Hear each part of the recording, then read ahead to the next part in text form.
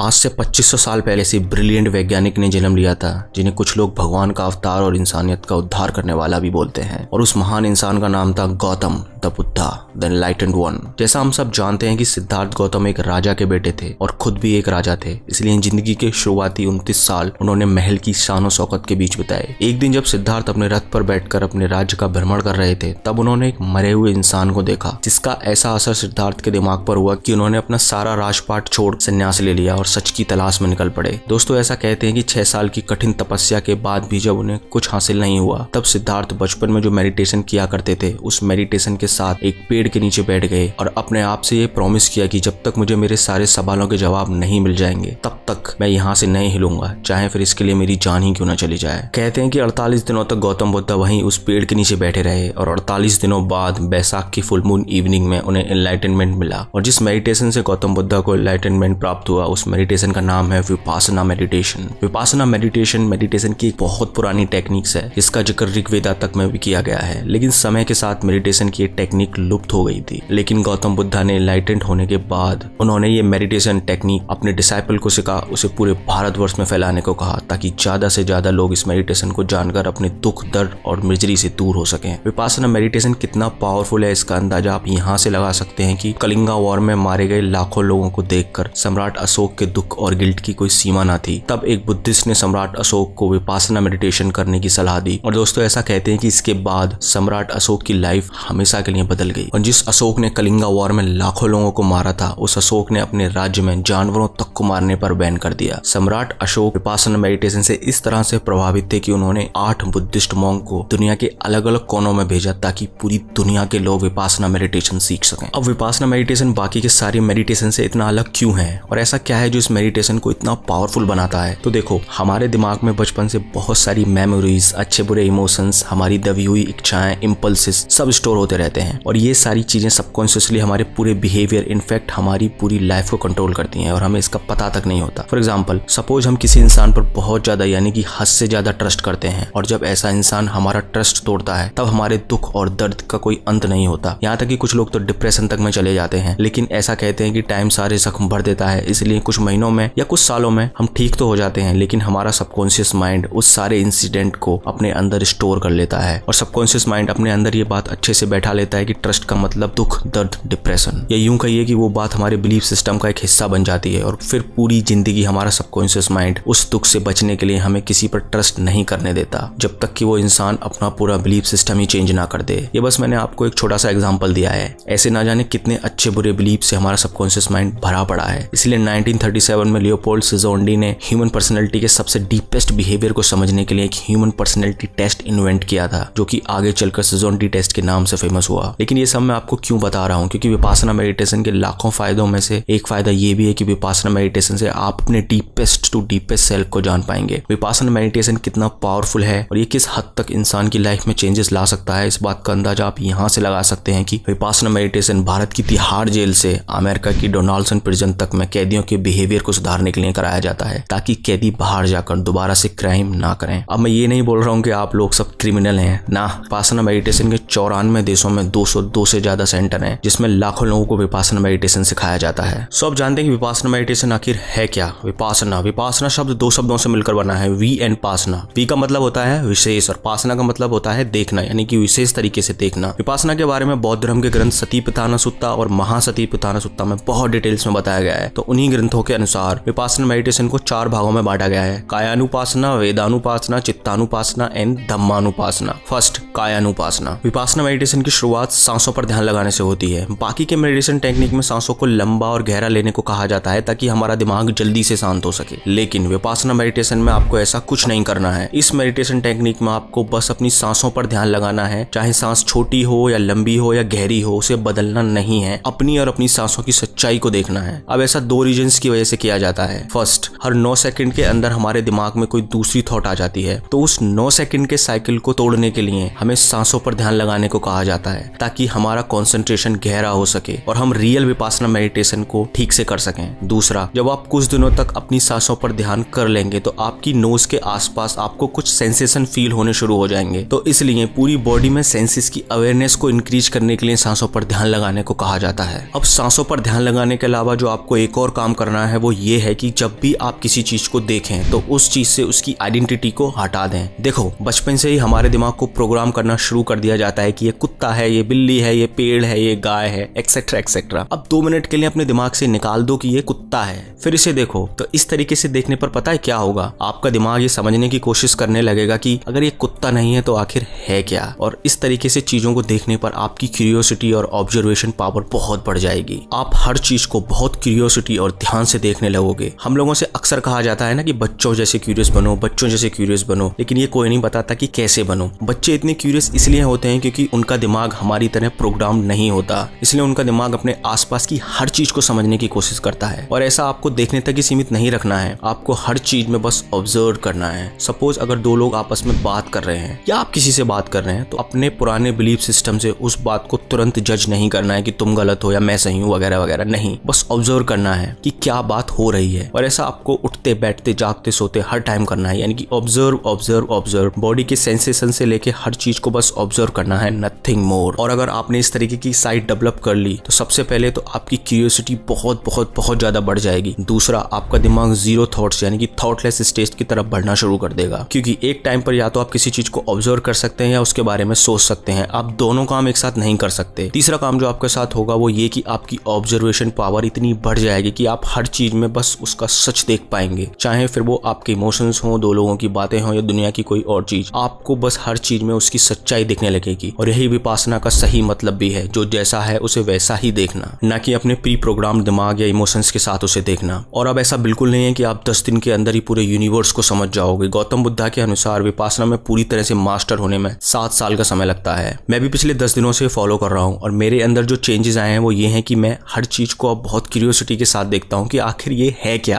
और सेकंड, मुझे हर चीज को देखकर अब ग्रेटिट्यूड की फीलिंग आने लगी है, क्योंकि अब मैं अपने दिमाग से बाहर निकलकर अपने आसपास की दुनिया को ऑब्जर्व कर रहा हूँ, जो कि बहुत खूबसूरत है। तीसरा एक्सपीरियंस जो इस तरह से देखने का मुझे हुआ है वो ये कि मुझे फील होने लगा है कि I know nothing about this vast universe. सड़क पर पड़े पत्थर को देखकर ये बोल देना कि ये पत्थर है बहुत आसान है। अगर उसी पत्थर से उसकी आइडेंटिटी हटा दी कि ये पत्थर है तो घंटों तक उस पत्थर को देखते रह जाओगे, लेकिन ये समझ नहीं पाओगे कि आखिर है क्या। देखो, मैं इस एक्सपीरियंस को वर्ड्स में पूरी तरीके से नहीं समझा सकता, क्योंकि वर्ड्स की अपनी एक लिमिटेशन होती है। आप इस चीज को खुद से एक्सपीरियंस करें और मैं आपको गारंटी दे सकता हूँ कि ये सच में एक बहुत कमाल का एक्सपीरियंस है। सेकंड है वेदानुपासना। वेदना यानी कि फीलिंग्स, विपासना यानी कि विशेष तरीके से देखना, यानी फीलिंग्स को विशेष तरीके से देखना। विपासना मेडिटेशन सेंटर्स या जेल में जो विपासना मेडिटेशन प्रैक्टिस कराई जाती है वो यही वेदानुपासना प्रैक्टिस कराई जाती है, क्योंकि हम और हमारा दिमाग फीलिंग्स के साथ बहुत जुड़े हुए होते हैं और हमारा दिमाग हर तरीके की फीलिंग्स पर रिएक्ट करना चाहता है। फॉर एग्जाम्पल, अगर हमें गुस्सा आता है तो हम गुस्से के हिसाब से रिएक्ट करते हैं। अगर हमें किसी चीज से अच्छी फीलिंग्स आती हैं तो हम उस फीलिंग्स को प्रोलॉन्ग करना चाहते हैं। या फिर अगर जब हमें दुख दर्द की फीलिंग होती है तो हमारा दिमाग उस फीलिंग से जल्दी निकलना चाहता है। कहने का मतलब ये है कि हमारे दिमाग में आने वाली हर थॉट पर हमारा दिमाग रिएक्ट करना चाहता है और इसी की वजह से हम अपनी इमोशंस के गुलाम बनकर रह जाते हैं। सो इसीलिए विपासना मेडिटेशन सेंटर और जेल में विपासना मेडिटेशन के कोर्सेज के दौरान एक इंसान को लगभग दिन के 11 घंटे मेडिटेशन करना होता है। अब आप खुद सोचो, 20 मिनट एक जगह बैठने पर हमारी हालत खराब होने लगती है, तो 11 घंटे मेडिटेशन करने में कितना दर्द होता होगा। और यही इस वेदानुपासना मेडिटेशन की ट्रिक है कि आपको उस 11 घंटे में होने वाले दर्द पर कुछ रिएक्ट नहीं करना, बस उसे ऑब्जर्व करना है कहाँ दर्द हो रहा है। जैसे ही आप उस दर्द को थोड़ी देर ऑब्जर्व करोगे, दर्द खत्म हो जाएगा, फिर बॉडी के किसी दूसरे पार्ट में दर्द होना शुरू हो जाएगा। जब आप उस दर्द को भी थोड़ी देर ऑब्जर्व करोगे तो वो दर्द भी खत्म हो जाएगा। इसी तरह से आपको अपनी हर फीलिंग के साथ करना होता है, चाहे वो फीलिंग्स गुस्से की हो, दुख की हो, दर्द की हो या अच्छी फीलिंग हो। जब आप इस मेडिटेशन में मास्टर हो जाओगे तो आप अपने आप में और अपनी फीलिंग्स में डिफरेंस कर पाओगे और आप समझ जाओगे कि feelings and emotions are temporary. इस स्टेट में आपको कोई भी थॉट, कोई भी इमोशंस परेशान नहीं कर सकते। आपके अंदर समता की भावना आ जाएगी, यानी कि आपका अपने ऊपर पूरा कंट्रोल हो जाएगा। आप समझ जाओगे कि I am not my thoughts and emotions. इसलिए जेल में वेदानुपासना मेडिटेशन कराया जाता है ताकि कैदी अपने आप में और अपने इमोशंस और फीलिंग्स में डिफरेंस कर पाएं और अपनी फीलिंग्स के बस में आकर कोई उल्टा सीधा काम ना करें। हम अपनी फीलिंग्स और इमोशंस से किस तरह से चिपके हुए होते हैं, इस बात को the subtle art of not giving आगे आप समझ गए होंगे कि ऑथर मार्क मैंसन ने अपने topic feedback loop from hello में बहुत ही खूबसूरत तरीके से बताया है कि लेट्स सपोज हमें एक बहुत छोटी सी बात पर गुस्सा आया और तभी हमें ये रियलाइज होता है कि यार ये तो बहुत छोटी सी बात है, मैं इस बात पर गुस्सा कैसे हो सकता हूँ। सो जैसे ही आपको ये रियलाइज होगा कि आप बहुत बेकार सी बात पर गुस्सा हो रहे हैं, तब आपको फिर और गुस्सा आएगा। गुस्सा उस बात पर नहीं जो आपके साथ हुई है, गुस्सा आपको आएगा कि मैं किस तरीके का इंसान हूँ यार जो छोटी छोटी बातों पर गुस्सा करता हूँ। यानी कि आप रियल इंसिडेंट जो आपके साथ हुआ है उसे छोड़कर अपने गुस्सा पर गुस्सा करने लगोगे, जिसे author feedback loop from the hell कहते हैं। सो वेदानुपासना के अनुसार जैसे ही आपको गुस्सा आया